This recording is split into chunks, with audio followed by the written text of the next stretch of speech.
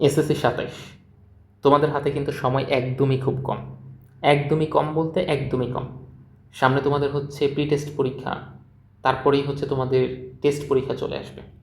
এখন তোমাদের ভিতর একটা হচ্ছে অনেকেরই মনে প্রশ্ন থাকে যে আমরা তো এতদিন বায়োলজি, ফিজিক্স, কেমিস্ট্রি, ম্যাথ এই সাবজেক্টগুলোর দিকে অনেক বেশি পরিমাণে ফোকাসড ছিলাম, এই সাবজেক্টগুলো তো আমাদের তাও কিছু তুলনামূলক কাভার হয়েছে, কিন্তু বাংলা বলেন, সমাজ বলেন, ইসলাম বলেন, এগুলো তো জাস্ট গড়পাত্রা, পরীক্ষার আগে শুধু একটু পড়ে যাইতাম এইটা। কিন্তু আসলেই কি এগুলা এতটাই অবহেলার সাবজেক্ট, বা এগুলাকে এরকম দুর্বল ভাবার কোনো কারণ আছে আমাদের মধ্যে? এইটা কিন্তু তোমরা একটা ভুল করো, এইটা আমাদের মধ্যে একটা বড় ধরনের ভুল। আমরা যখন, আমার এখনো মনে আছে, আমি যখন এসএসসিতে ছিলাম ওই বছর সবচেয়ে বেশি এ প্লাস মিস গেছে বাংলাতে আর সমাজে। তুমি কল্পনা করতে পারো, মানে most of the student ultimately physics, chemistry সবগুলো সাবজেক্টে এ প্লাস পাইছে, ওরা বাংলা আর সমাজে এ প্লাস মিস করছে। আমাদের আগের যে বছর ছিল ওই বছরের সমাজে বেশিরভাগই স্টুডেন্ট এ প্লাস মিস করছে, এবং তখন দেখা গেছে যে গার্ডিয়ানদের মধ্যে এই সমাজ নিয়ে একটা ভীতি তৈরি হয়ে গেছে যে আল্লাহ, সমাজে লিখলেও তো মার্কস পাচ্ছে না, সমাজে সবচেয়ে বেশি এ প্লাস মিস যাচ্ছে। ইসলামে আহামরি যায় না, কারণ ওই ধর্ম টিচারগুলো একটু লিভারে, একটু নরম মনের, তো ওরা সাধারণত দেখা যায় যে সৃজনশীল একটু তুমি লিখলেই মার্কস দিয়ে দিবে। কিন্তু মোস্ট অফ দ্যাম টাইমে সমাজ এবং বাংলার টিচারদেরকে খুশি করাটা আমাদের জন্য টাফ হয়ে যায়। তো আজকে আমি তোমাদেরকে এই ভিডিওটায় ওই ব্যাপারটাই একটু মানে ডিটেলসভাবে বলে দেওয়ার চেষ্টা করব যে বাংলা ঠিক কিভাবে করলে আমরা খুব ইজিলি ভালো করতে পারবো, সমাজে ঠিক কী কী প্রসিডিউর অবলম্বন করলে আমরা ইজিলি ভালো করতে পারবো, বা ইসলাম শিক্ষা আমাদের কিভাবে পড়া উচিত, এই ব্যাপারটা হচ্ছে আমি আমার অভিজ্ঞতার আলোকে তোমাদেরকে বলে দিব। বেশি মার্কস কীভাবে তোলা যায়, নর্মালি ভালো করাটা আসলে ওটা কোনো ব্যাপার না, কিন্তু মার্কস আমি কিভাবে আরও বেশি এখান থেকে আনতে পারবো। আমার দেখা এমনও আমার স্টুডেন্ট আছে যে সমাজে 97 পাইছে। তুমি কল্পনা করতে পারো, সমাজে আলটিমেটলি 97, এবং এটা যে ও শুধুমাত্র বোর্ডে পাইছে ব্যাপারটা এরকম না, ওই স্কুল থেকেই এটা পাইতো, ওর লেখার কোয়ালিটি ওরকম ছিল। তো আমি আজকে তোমাদের সাথে সেই ব্যাপারটা হচ্ছে শেয়ার করব। তো চলো প্রথমে হচ্ছে আমরা একটু দেখে নিই বাংলায় আসলে আমরা ঠিক কী কী করতে পারি। বাংলার ক্ষেত্রে যদি একদম প্রথমে জিজ্ঞেস কর যে বাংলা আসলে ঠিক কীভাবে পড়া উচিত, এই ব্যাপারটা একদম বলতে গেলে বাংলার সিকোয়েন্সটা তোমাকে করতে হবে কি, মূল বই নির্ভর বেশি থাকতে হবে, এবং এইখানে তোমাকে গাইড বই বা বিগত পরীক্ষার যেই প্রশ্নগুলো আছে এই প্রশ্নগুলো এমসিকিউগুলো বেশি সলভ করতে হবে বাংলার ক্ষেত্রে। তাহলে দুইটা পয়েন্ট আমি তোমাদেরকে কি বললাম, একটা হচ্ছে মূল বই হচ্ছে বারবার পড়তে হবে, আর আরেকটা হচ্ছে গাইড অথবা হচ্ছে টেস্ট পেপার, এই জায়গাগুলো থেকে আলটিমেটলি তোমাকে কি করতে হবে, বিভিন্ন পরীক্ষার প্রশ্নগুলো সলভ করতে হবে এমসিকিউ এর জন্য। এই দুইটা পার্ট এমসিকিউ এর জন্য, কারণ সিকিউ এখানে কমনলি তোমরা সবাই 8 করে বা 9 করে পাবা, এটাতে কোনো সমস্যা হবে না। এমসিকিউ এর জন্য তোমাকে আলাদা। মূল বইটা যখন পড়বা, মূল বইয়ের কয়েকটা জায়গা হচ্ছে তোমাকে একটু আলাদাভাবে দেখতে হবে। একটা হচ্ছে গদ্যটা থাকলে গদ্যটা খুব ভালো দেখতে হবে, অথবা পদ্যটা থাকলে পদ্যটা ভালো মতো দেখে ফেলতে হবে, এটা হচ্ছে প্রথম ইয়া। তারপরে ওইটা রিলেটেড যে শব্দার্থগুলো আছে শব্দার্থগুলো ভালো মতো দেখতে হবে, ক্লিয়ার? তারপরে পাঠ পরিচিতিটা দেখতে হবে, এইটুকুই হচ্ছে তোমার শুধু। কবি পরিচিতিতে অত বেশি ফোকাসড করার দরকার নাই, অত বেশি ফোকাস থাইকা সেইখানে লাভ নেই, মনে থাকবে খুব অল্প, মার্কসও আসবে অল্প, ওইটুকু আমি হচ্ছে প্যারা নিতে পারবো না এত। তুমি শুধু প্রথমে হচ্ছে গদ্য বা পদ্যটা ভালো মতো পড়বা, তারপরে তোমার টার্গেট হচ্ছে ওইটার রিলেটেড যে শব্দার্থগুলো দেওয়া আছে ওই শব্দার্থগুলো একবার চোখ বোলাবা, তারপরে ওইটাই আসলে কি বলতে চাইছে পাঠ পরিচিতিটা পারলে আমি বলি যে মুখস্থ করে ফেলো, পাঠ পরিচিতিটাকে খুব সুন্দর মতো মুখস্থই করে ফেলো, এটা নিয়ে আহামরি প্যারা খাওয়ার দরকার নেই। কারণ কি আমি বলি, তোমাকে যখন ধরো যে একটা সৃজনশীল লিখতে দিচ্ছে, তখন তোমরা করো কি, ওই যে মেইন গদ্য বা পদ্যটা পড়ে আসছো ওইটার আন্ডারে নিজেরা বানায় লেখো। এইটার আন্ডারে নিজেরা বানায় লেখার চেয়ে তুমি যদি ওই পাঠ পরিস্থিতির লেখাগুলো তুলে দিয়ে আসতে পারো, সেক্ষেত্রে তোমার মার্কস আরও বেশি আসবে সৃজনশীলের মধ্যে। বা পাঠ পরিচিতিটার একটু হালকা পাতলা হেরফের করলাম, তাইলে মার্কসের পরিমাণ আরও কি আসতেছে, বেশি আসতেছে। এই জন্য তোমার মেইন ফোকাস থাকবে বাংলায় হচ্ছে পাঠ পরিচিতিটা কীভাবে তুমি একটু মুখস্থের মতো করে ফেলতে পারো, এইটা ফোকাস। গাইড বা টেস্ট পেপারটা তোমার এমসিকিউ এর জন্য কেন এতটা গুরুত্বপূর্ণ, অলরেডি তুমি বই পড়ে ফেলছো, এগুলোতে এমসিকিউ তোমার হয়েই গেছে অনেকটা।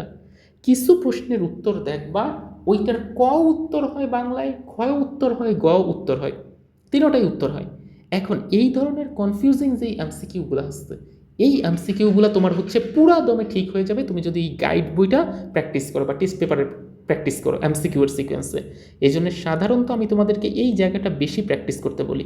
এই জায়গায় যত বেশি এমসিকিউ প্র্যাকটিস করবা তোমার পরীক্ষার হলে গিয়ে তত বেশি কমন পড়বে। আমি বলি একদম যে তুমি পারবা না, তোমার একদম কমনই পড়বে হুবহুব। কারণ স্কুলের টিচার বলো, তারা হচ্ছে তাদের কাছে ওরকম গাইড বই বা টেস্ট পেপার আসছে, তারাও হচ্ছে যখন কোশ্চেনগুলো করে এইসব জায়গা থেকে নিয়েই কর। এই জন্য তুমি এই কাজটা করতে পারলে বাংলায় তুমি এইটুক বিশ্বাস যখন 90+ মার্কস তুমি ইজিলি আর্ন করতে পারবা যদি তুমি এই পার্টিশনে পড়ো। ক্লিয়ারলি বুঝাইতে পারলাম তো? বাংলার পড়ার টেকনিকই হচ্ছে শুধু জাস্ট এইটুক। এইবার আসো সেকেন্ড পার্টে আমাদের যেটা আসছে সেটা হচ্ছে সমাজটাকে আমরা কিভাবে পড়ব, সমাজটা আমাদের কিভাবে পড়া উচিত। সমাজ পড়ার সিকোয়েন্সটা একটু ভিন্ন। সমাজের জন্য বেসিক্যালি তোমাকে মূল বই নির্ভর থাকতে হবে, মূল বইটা বারবার পড়তে হবে। তুমি আমাকে যত বেশি এনশিওর করতে পারো যে ভাই আমি না 10 বার পড়ছি, আমি কতবার পড়ছি, আমি মূল বইটা 10 বার পড়ছি, তাইলে এইটা ধরো যে আমাকে একটা স্টুডেন্ট বললো আর আরেকজন বললো আমি 12বার মূল বইটা পড়ছি, আমি এইটুক তোমাকে গ্যারান্টি দিচ্ছি যেই ছেলে 10 বার পড়ছে ওর চেয়ে 2 মার্কস কমসে কম এই ছেলে বেশি পাবে। আবার যেই ছেলে বলবে ভাই আমি 15বার পড়ছি, ওই ছেলে আরও 3 মার্কস বেশি পাবে।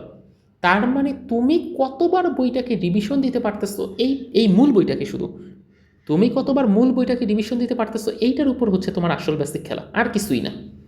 যেই ছেলে যতবার বেশি রিভিশন দিতে পারবে সেই ছেলের জন্য এই সমাজে মার্কস তোলা তত ইজি হবে। এই জন্য শুধু বসে বসে কি বলছে এইটা তুমি প্রথম দিকে দেখবে যে বুঝবাই না। সমাজের প্রথম দিকে তোমার এত এত ইনফরমেশন এত এত সাল মনেই থাকবে না, কিন্তু জাস্ট ট্রাস্ট মি, তুমি জাস্ট 15বার যখন রিভিশন দিতেছ, 20বার রিভিশন দিতেছ, অবাস্তব মনে হইতেছে, এরকমও আমরা দিয়ে গেছি লিটারালি, আমার স্টুডেন্টরাও দিয়ে গেছে। 15-20বার একটু ডেডিকেটেডলি রিভিশন দেওয়ার কোনো ব্যাপারই না। প্রত্যেক দিন পড়ো, প্রত্যেক দিন অর্ধেক অর্ধেক করে পড়ো, তাও দেখো বছর শেষে কতবার রিভিশন হয়ে যায়। ওইভাবে করেও যদি যাইতে পারো দেখবে যে খুব ইজি এইটা। এইভাবে সমাজটাকে শুধু জাস্ট মূল বই পড়ো, দিন শেষে গাইড বইটা নিয়ে শুধু হচ্ছে এমসিকিউগুলো প্র্যাকটিস করো। দেখো এইবার তুমি একটু 15বার পড়ার পরে তুমি জাস্ট নিজে একটু এমসিকিউগুলো সলভ করে দেখো পারো কিনা। হাতে গোনা দেখবা 5 থেকে 10টা এমসিকিউ পারো নাই 1-150 এমসিকিউর মধ্যে। এই 5 থেকে 10টা এমসিকিউ কনফিউজিং ছিল এবং এই 5 থেকে 10টা সলভ করার জন্যই তুমি এই গাইড বইটাকে হাতে নিচ্ছ। আমি বুঝাইতে পারছি কথা? এই জন্যে তোমার প্রথমে হচ্ছে মূল বইটাকে যত বেশি পারবা রিভিশন দিবা, তারপরে গাইড বইটা নিয়ে বইসা গাইডের যে এমসিকিউ আছে সেগুলো সলভ করবা। গাইড আমি সবসময় গাইড এখানে 2টা সলভ করতে বলি। একটা হচ্ছে রয়্যালের একটা গাইডগুলো পাওয়া যায় যেটা, ওইটা সলভ করবা, আরেকটা হচ্ছে পাঞ্জেরির যেই গাইডটা পাওয়া যায় এটা সলভ করবা। আর সাথে সবচেয়ে বেশি ভালো হয় বিগত বছরের যদি টেস্ট পেপার সলভ করে যেতে পারো, টেস্ট পেপারের আগের স্কুলের যে প্রশ্নগুলো আসছে এগুলো যদি সলভ করে যেতে পারো তাহলে দেখবা অনেকটা ইজি হবে সমাজে তোমার জন্য মার্কস তোলা। এইবার আসো ধর্ম বা ইসলামে মার্কস তোলা একদম ইজি। বইসা শুধু জাস্ট মূল বইটা সমাজের মতো মূল বইটাকে যতবার পারো যতবার রিভিশন দিতে পারো ততবার এটাকে বসে বসে রিভিশন দাও, আর কিচ্ছু করা লাগবে না। আর সাথে শুধু আয়াত মুখস্থ করো, জাস্ট ট্রাস্ট মি, আয়াত মুখস্থ করো। এইটুক করলেই তুমি দেখবা যে তোমার ওইখানের এমসিকিউ কমপ্লিট, তোমার ওইখানের সিকিউতে আমি এরকমও পাইছি যে সিকিউতে একদম ফুল মার্কস পাইছে। জাস্ট বিশ্বাস করতে পারো, কেন ওই খাতাটা আমার নিজেরই ছিল এবং ওই খাতাটা পুরোটা আয়াত নির্ভর ছিল। তুমি যদি বিশ্বাস করবা ওই খাতার লেখার স্টাইলটা কী করছিলাম একটু খেয়াল করো। ক নম্বরের প্রশ্নে তো আর আয়াত দেওয়া যায় না, ওইটা আমি জাস্ট নর্মাল রাখছিলাম। খ নম্বর প্রশ্ন লেখা ওইটার নিচে একটা আয়াত বসাইছি, গ নম্বর প্রশ্ন লেখা ওইখানে 2টা আয়াত বসাইছি, আর ঘোড়ার গ নম্বর প্রশ্ন লেখা ওইখানেও 2টা আয়াত বসাইছি। এমনও একটা প্রশ্ন ছিল যেখানে আমি 3টা আয়াত বসাইছি। তার মানে আমার পুরো প্রশ্ন আয়াত নির্ভর ছিল। এখন এই আয়াত নির্ভর থাকার আরেকটা খুব বেনিফিট আসছে, বেনিফিটটা যদি একটু বুঝিয়ে বলি। একটা প্রশ্ন ধরো যে গরুর গ আমি লিখতেছি, গরুর গ লেখার ক্ষেত্রে প্রথমে তো আমি উদ্দীপকে কি বলছে এটাকে লিখছি, তারপরেই আমি আয়াতটাকে এখানে বসাইতাম। আয়াত বসাইলে এইখান থেকে এতটুকু জায়গা ফাঁকা হয়ে যেত, এইটুকু জায়গার মধ্যে একটা আয়াতই লিখছি, নিচে একটু ফাঁকা রেখে একটু ব্যাখ্যা বিশ্লেষণ লিখতাম, ব্যাখ্যা বিশ্লেষণ লিখে আবার এই জায়গায় একটা আয়াত বসিয়ে দিছি, নিচে একটা ফিনিশিং পয়েন্টমূলক ব্যাখ্যা। লেখা কি আহামরি খুব বেশি লাগছে? লেখা কিন্তু আহামরি বেশি লাগে না, অনেক কম লাগছে। এই জন্য ধর্ম পরীক্ষার মেইন ফোকাসিং পয়েন্ট হবে আয়াত লেখা। এখন যদি তোমার আয়াতের ওই যে পৃষ্ঠা নাম্বার হাদিস নাম্বার এগুলো মনে না থাকে, এগুলো টিচাররা চায়ও না, হাদিস নং এগুলো দেওয়ার দরকার নেই, একদম সোজা কথা। শুধু জাস্ট ওই কোরআনে কি বলা আছে, হাদিসে কি বলা আছে, এই কথাগুলোকে জাস্ট এরকম কোট করে উল্লেখ করে দাও। এইটুকের জন্যই হচ্ছে ধর্ম টিচাররা খুশি হয়ে যাবে, আহামরি আর তোমাকে কিছু করতে হবে না। এই জন্য ধর্ম মূল বই পড়লেই তোমার হয়ে যাবে, আর আয়াতগুলো মুখস্থ করবা শুধু বসে বসে, আয়াত পড়লেই সিকিউতে ফুল মার্কস চলে আসবে। লেখা দেখো বড় ক্লাসে, দেখো আসে কিনা মার্কস, তারপরে তুমি আমাকে বইলো। এইভাবে যদি তুমি বাংলার জন্য, সমাজের জন্য আর হচ্ছে ধর্মের জন্য ফলো করতে পারো, আমি এই যে এখানে 100তে 100 লিখছি, 100তে 100 না পাইলেও 95+ মার্কস পাবো, এটুকু গ্যারান্টি। তবে অনেকেই 96, 97 ওইরকম আমি পাইতে দেখছে। জাস্ট তুমি আমার দেখার মতে এটা ফলো করো। আর এই ধরনের সাবজেক্টগুলো, এগুলোতে যেহেতু ম্যাথস টাইপের নাই, কিছু নাই, প্রত্যেক দিন রাখো, প্রত্যেক দিন জাস্ট একবার চোখ বলো। এটা তো অনেক বেশি সময় রাখার দরকার নাই, কিন্তু প্রথম দিকে একটু 2 ঘন্টা করে রাখো। প্রথম দিকে বাংলাটারও ধরো যে 2 ঘন্টা পড়লা, সমাজটারও 2 ঘন্টা করে, চ্যাপ্টারগুলো আগে শেষ করলা। যখন চ্যাপ্টারগুলো একবার পড়া হয়ে গেছে, তারপর শুধু প্রত্যেকদিন 1 ঘন্টা করে রিডিং দাও। আমি তোমার পড়তে বলতেছি না, মনোযোগ দিয়েও পড়ার দরকার নেই, জাস্ট বসে বসে একটা রিডিং দাও। এতেই দেখবে যে তোমার আলটিমেটলি 95+ মার্কস আসছে। কিন্তু শর্ত হচ্ছে প্রতিদিন আলটিমেটলি এটা করতে হবে, রিভিশন। এই যে এখানে দেখো লিখে রাখছে, প্রত্যেক দিন রিভিশন, এমসিকিউগুলো গাইড বই থেকে প্রত্যেক দিন প্র্যাকটিস, শর্টকাটে যদি কোনো নোট থাকে এটা করবা, গুরুত্বপূর্ণ টপিকগুলো আর সিলেবাস ধরে কাভার করবা। এই কাজগুলো করতে পারলে কেউ তোমাকে এই সাবজেক্টগুলোতে কমায় মার্কস এনে দিতে পারবে না। আর আরেকদিন তোমাদের ভিতরে এইটা শেয়ার করাই আসছে, আমাদের প্লেলিস্টে গেলে দেখবা যে একটা সৃজনশীল প্রশ্ন কিভাবে লিখতে হয়, একটা সৃজনশীল প্রশ্ন কীভাবে কোথায় কোথায় নীল কালির পয়েন্টগুলো ব্যবহার করলে সবচেয়ে বেশি মার্কস আসে, এইটাও তোমাদেরকে দেখানো আসছে। ওইভাবে যদি সৃজনশীল প্রশ্নগুলো এই 3টা সাবজেক্টে লিখতে পারো, জাস্ট 95+ মার্কস তুমি ইজিলি আর্ন করে নিতে পারবো। তো তারপরেও যদি তোমাদের কোনো বিষয়ে কোনো গাইডলাইন বা কোথাও কোনো সমস্যা ফেস করে থাকো, তোমরা তো জানোই আমাদের এখানে তোমাদেরকে মোটিভেট করা, তোমাদেরকে গাইডলাইন দেওয়াটাই হচ্ছে মেইন টার্গেট।